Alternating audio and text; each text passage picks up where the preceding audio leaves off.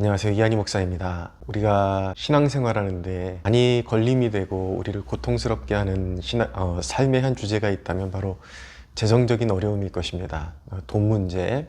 재정적으로 늘 부족하고 쪼들리게 되면 마음에 여유가 없게 되고 신경이 예민해지게 되고 마음이 마치 무언가에 짓눌린 것처럼 어려움을 당하게 되죠.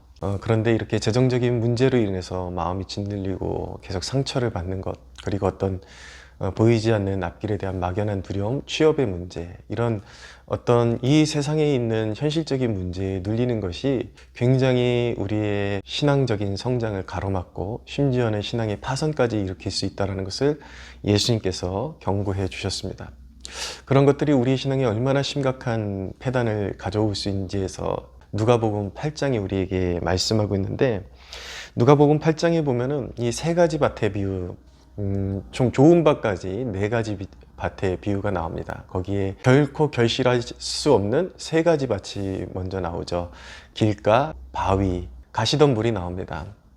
길가는 말씀을 받기도 전에 새가 날아와서 마귀가 빼앗아가는 그런 밭이고, 바위는 말씀을 잠깐 기쁨으로 받았는데 어떤 말씀으로 인한 핍박이 일어날 때 배반하는 자라고 말씀하고 있고, 오늘 우리가 중점적으로 봐야 되는 말씀은, 관심을 가져야 되는 말씀은 바로 세 번째 밭입니다. 가시덤불이 있는 밭. 그것에 관해서 예수님께서 뭐라고 말씀하셨냐면, 가시떨기에 떨어졌다라는 것은 말씀을 들은 자이나 지내는 중 이생의 염려와 재물과 향락의 기운이 막혀 온전히 결실하지 못하는 것이요. 이 세상의 염려, 재물의 염려, 먹고 사는 염려에 붙잡히게 되면 말씀을 잘 들어도, 말씀을 듣고 이해해도 결국은 그 염려에 눌려서 결국은 불순종의 길로 가게 되고 결실할 수 없는 인생이 되어버린다.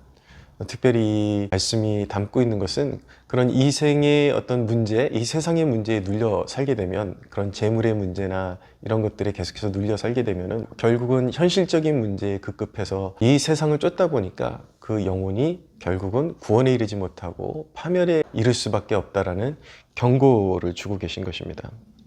근데 이 누가복음 8장에는 보면은 우리 믿음에 대한 그런 인사이트를, 너무나도 중요한 인사이트를 주고 있는데, 그렇다면 우리가 결실하기 위해서는 어떤 땅이 되어야 되는가? 바로 좋은 땅이 되어야 한다라고 말씀하고 있습니다. 믿음에 대한 것입니다. 좋은 땅이 되어야 비로소 착하고 좋은 마음으로 말씀을 듣고 지키어서 인내로 결실하게 된다라고 말씀하고 있죠. 그런데 이 누가복음 8장에는 연속선상에 있는, 주제는 전환되는 것 같지만 그 내면을 관통하는 동일한 주제를 다루고 있는 몇 가지 비유들이 이렇게 함께 나열되어 있는데, 그 중에 하나가 무엇이냐면, 이제 예수님의 제자들이 호수 건너편으로 건너가기 위해서 배를 타게 된 것입니다. 예수님께서 그 배 위에서 잠이 드셨어요. 근데 배가 갑자기 풍랑을 만나게 되어가지고 배가 뒤집히게 생긴 것입니다. 제자들이 혼비백산이 되었습니다. 예수님을 깨웠죠. 그러니까 예수님께서 주무시다가 일어나셔가지고 바람과 물결을 꾸짖으셔서, 말씀으로 꾸짖으셔서 바람과 물결을 잠잠케 하십니다. 그리고 바로 제자들에게 하신 말씀이 무엇이냐면, 너희 믿음이 어디 있느냐, 너희 믿음이 어디 있느냐.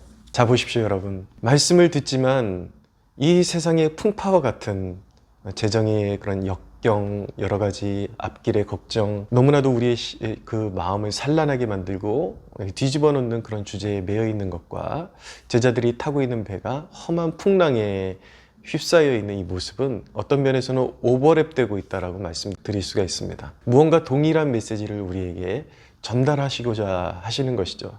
그 중심에 있는 것이 무엇인가? 예수님께서 말씀하신 대로입니다. 너희 믿음이 어디 있느냐? 너희 믿음이 어디 있느냐? 아까 밭에 관한 비유에 그런 가시덤불과 같은 밭은 결코 결실할 수 없다라고 말씀하신 반면에 좋은 밭에 대해서, 좋은 땅에 대해서 말씀하셨죠. 좋은 땅에 있는 것은 착하고 좋은 마음으로 말씀을 듣고 지켜 인내로 결실하는 자니라. 자, 좋은 땅은 어떤 땅입니까? 그 풍랑과 같은 그 현실 속에서도 너희 믿음이 어디 있느냐? 바로 믿음을 가지고 주님께 구하는 마음, 주님의 뜻을 구하는 그 믿음을 가지고 주님 앞에 나아가는 그런 태도를 말하는 것입니다. 그러니까 우리가 결실하려면 그 우리 생활의 염려, 재정의 염려 이런 모든 것들을 주님 앞에 내려놓을 수 있어야 한다는 것입니다. 기꺼이 올려드릴 수 있어야 되는 것입니다. 풍랑 가운데 제자들이 주님을 깨웠습니다. 그것은 잘못된 게 아니에요. 잘한 것인데 예수님께서 지적하신 것은 무엇인가? 그들의 태도였다라는 것입니다. 너희 믿음이 어디 있느냐? 내가 이 배에 함께 타고 있는데 너희 믿음이 어디 있느냐?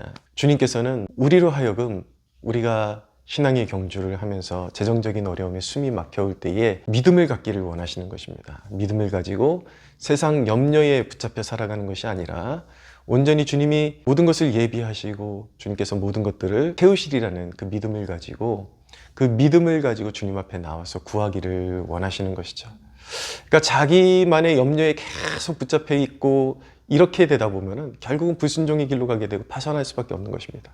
그러나 좀 힘들고 지금 현실이라는 그 상황이 너무 힘들지만 그 상황을 가지고 주님 앞에 우리의 결핍과 부족함을 당장 세상에 삼켜질 것 같은 그런 어려움 속에서도 믿음을 가지고 주님은 나를 향한, 우리를 향한 선한 뜻을 가지고 우리에게 모든 필요한 것들을 분명히 예비하고 계시다는 것을 믿고 주님 앞에 나아갈 때에 주님께서 가장 선한 열매를 우리에게 허락해 주신다는 것을 이 성경의 교훈을 통해서 우리가 배워야 함을 예수님께서는 알게 해 주시는 것입니다.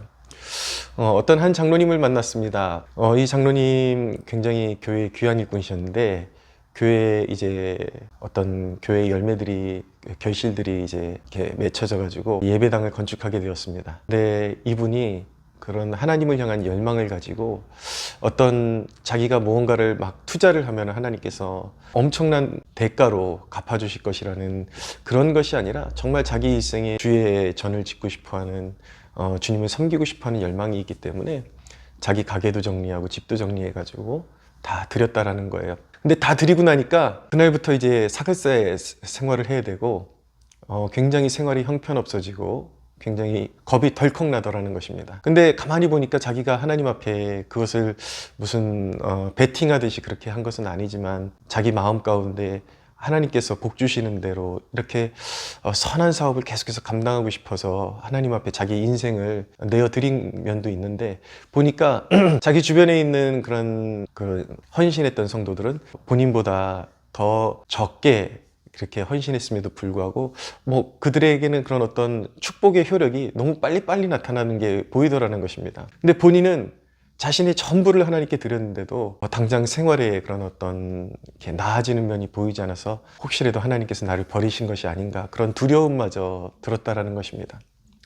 그런데 무려 8년 이상을 하나님께서 그렇게 내버려 두셔서 하나님께서 나를 이제 정말 버리셨나 보다 그런 절망까지 가고 있었는데 어느 날 8년이 지나가는 시즌에 우연찮게 어떤 제의를 받았는데 그 기도하는 중에 그것이 하나님께서 보내신 기회라는 그런 감이 왔다라는 거예요. 결론부터 말씀드리면 손에 쥐고 있는 것 억지로 끌고 모아서 3천만 원밖에 없는데 현재는 무려 땅하고 건물을 짓는데 100억 가까이 하는 공사를 완료하고 그걸로 선한 사업체를 또 이제 인생의 새로운 이제 선교와 하나님의 나라의 그 필요를 채우기 위한 그런 선한 사업을 위해서 지금 준비하고 있다라는 그런 간증을 듣게 되었습니다. 요는 그것입니다. 하나님을 바라는 자들에게 항상 무언가를 계획하고 계시다라는 것입니다. 하나님은 반드시 예비하고 계시고 공급하시는 하나님이시다라는 것입니다. 오히려 무언가 하나님께서는 귀한 일에 사용하시기 위해서 더 당금질을 깊게 하시는 것이죠. 지금 당장 우리가 하나님 앞에 기도한다 그래서 지금 어쩌면 여러분들의 공급은 여전히 근근하게 이어질 수도 있습니다. 그러나 그것은 어떤 시즌에 여러분들에게 하나님께서 특별한 하늘을 바라보게 하시는 영적인 훈련을 주시기 위한 시즌이라고 믿어도 좋을 것입니다. 그러나 물론 예수님께서 그것을 모르시는 것이 아니에요. 인간적인 어떤 두려움이 당연히 있죠. 왜 없겠어요? 그러나 주님이 지금 여기서 원하시는 것은 너희 믿음이 어디 있느냐. 하나님의 말씀은 좋은 땅에 뿌려져야 된다.